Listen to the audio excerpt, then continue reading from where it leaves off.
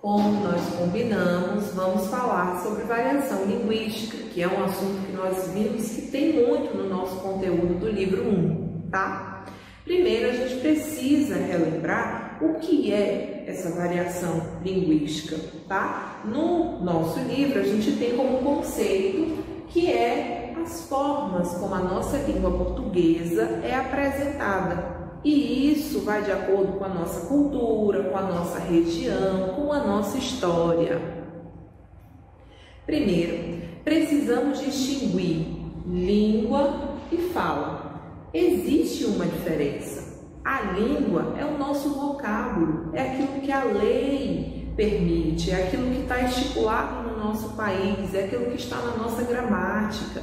Isso é a língua. A fala, ela depende de cada indivíduo, tá? A fala é o que nós utilizamos no nosso dia a dia e isso varia muito de pessoa para pessoa, de região, cultura, conhecimento, oportunidade, meio em que aquela situação acontece. Então, língua é diferente de fala. Quais são os fatores, então, que interferem nessa variação linguística? São vários fatores. Eu listei alguns que, inclusive, vocês encontraram no livro de vocês. Nós vamos ter a questão da faixa etária, vamos ter a questão geográfica, a região que cada um se encontra, vamos ter situações socioeconômicas, vamos ter a questão de gênero, né? Escolaridade, o mercado de trabalho, vamos ter questão de tempo, estilo, meio social, isso e dentre outros fatores que a gente conhece muito bem, tá? Aí eu trouxe um resuminho de cada um desses fatores para que a gente possa conversar um pouco. Vamos lá? No primeiro momento, a gente vai falar sobre essa diferença de lugar. O que seria isso? E isso de acordo com as regiões. No nosso caso, Brasil, nós temos 5 regiões geográficas.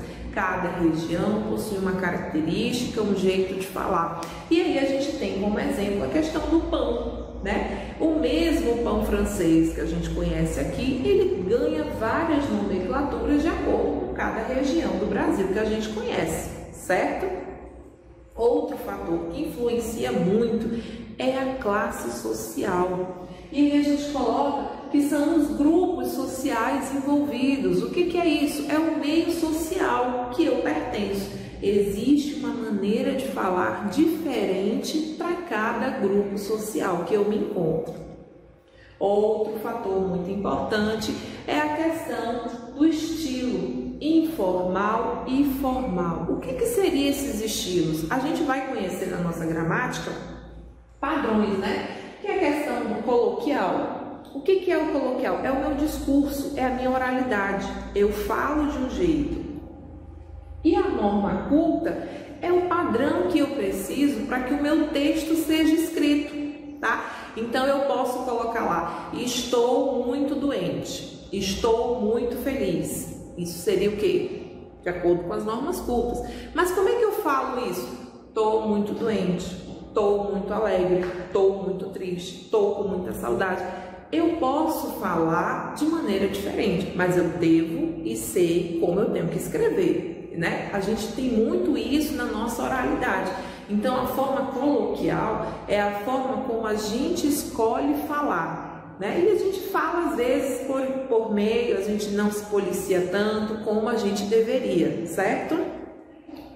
Outra forma que a gente tem é as variações históricas, né? O que seria essa variação histórica? Como a língua ela é dinâmica, né? Ela aceita várias interferências culturais, geográficas, ideológicas, por que não do tempo? O que seria isso? São aquelas palavras que sofreram modificações conforme o tempo. Um exemplo claro é o voz e ser, que hoje a gente conhece com você, ou, né, no meio tecnológico, VC resume muito bem o que a gente quer falar. Tem essa variação geográfica diferente das locais e regionais. O que é isso? O português do Brasil é diferente de português de Portugal, tá? Então, quando a gente fala de uma variação geográfica, a gente está falando de uma geografia mais ampla, tá? Deixa de ser as locais, regionais, e sim para uma geografia mais ampla, que no caso a gente tem como referência outros países que também falam a língua portuguesa, certo?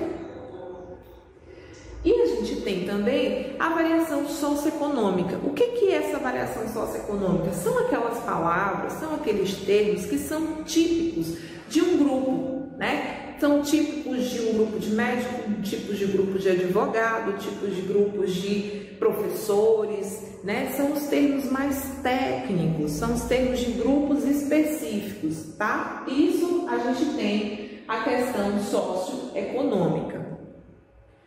E aí, resumindo isso, a gente tem o quê? Falar bem é falar, né? E o que é falar bem? É falar adequadamente. Eu consigo ter um conhecimento amplo da minha língua, mesmo que eu tenha vários tipos de fala. O importante não é como eu estou escrevendo, e sim como eu estou passando a minha informação, como eu estou me comunicando com o outro. É isso que a gente tem que levar em consideração e principalmente respeitar. Não existe o certo e errado quando a gente fala de língua, tá? Existe aquilo que nós entendemos, porque se eu entendo que a língua aceita variedades, aceita modificações com o tempo, com a idade, com o lugar que eu me encontro, eu preciso respeitar sim todos os tipos de falantes. E aí o Bechamel diz assim, que nós precisamos ser poliglota da nossa língua. O que é poliglota? É falar mais de uma língua. E a gente vai falar mais de uma da nossa língua? Não, nós vamos aceitar as diferentes formas de falar a nossa língua, que é a língua portuguesa, certo? E aí, vamos fazer um breve resumo e eu trouxe aqui algumas perguntinhas para vocês sobre isso. E vocês vão perceber que esse assunto é fácil, moleza, moleza. Vamos lá? Ele diz aqui, eu quero só que a gente entenda o que é norma culta e a norma coloquial, tá bom? Quando eu estiver falando sobre política num canal de televisão, eu devo usar que tipo de norma? A norma culta ou a norma coloquial? O que vocês acham? Quando eu estiver fazendo uma mensagem no telefone para um amigo próximo, oi, tudo bem? Aí, beleza? Como você tá? Eu preciso falar de maneira tão formal ou eu posso falar de maneira coloquial, que é a maneira que ele está acostumado a falar comigo e entender? Agora, quando eu estiver mandando uma mensagem para o meu chefe, né, o meu patrão, para o diretor da escola, para o coordenador, eu posso falar com ele da mesma forma como eu falo com o meu amigo? Acho que não, né? Então eu preciso falar de acordo com a norma culta, que é aquele padrão que a gente conhece, que é o que está lá na nossa gramática. Quando eu vou fazer uma carta de reclamação ao presidente, eu posso falar do jeito, e aí, meu cara, tipo assim, eu tô achando, eu posso fazer uso da gíria, posso fazer uso do meu regionalismo?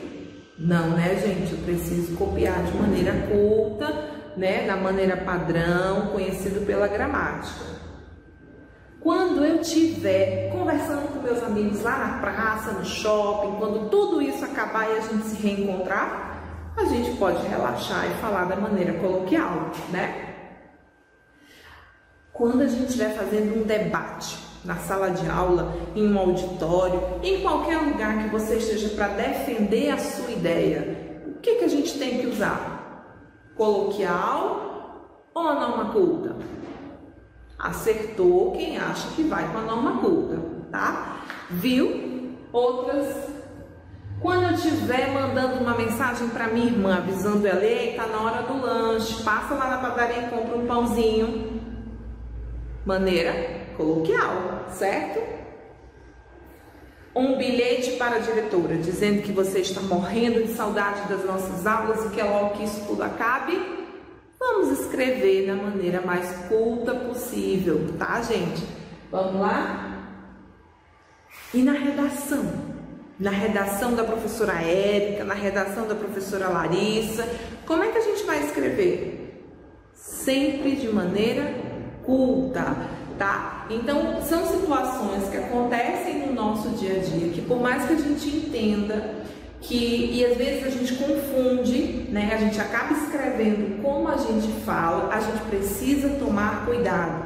A norma culta, ela requer um padrão, ela requer uma seriedade. E a norma coloquial é aquilo que a gente pode fazer com os nossos amigos, é aquilo que a gente pode fazer na informalidade. Então é preciso que vocês tomem atenção a isso, para que a gente não erre, né? E que a gente não pague feio, tá bom? Espero que vocês tenham entendido, é super simples e o respeito acima de tudo, né? Então vamos entender, precisamos ser poliglota, precisamos entender que a nossa língua tem uma enorme variedade e a gente precisa entender cada uma delas, certo? Beijo e até a próxima!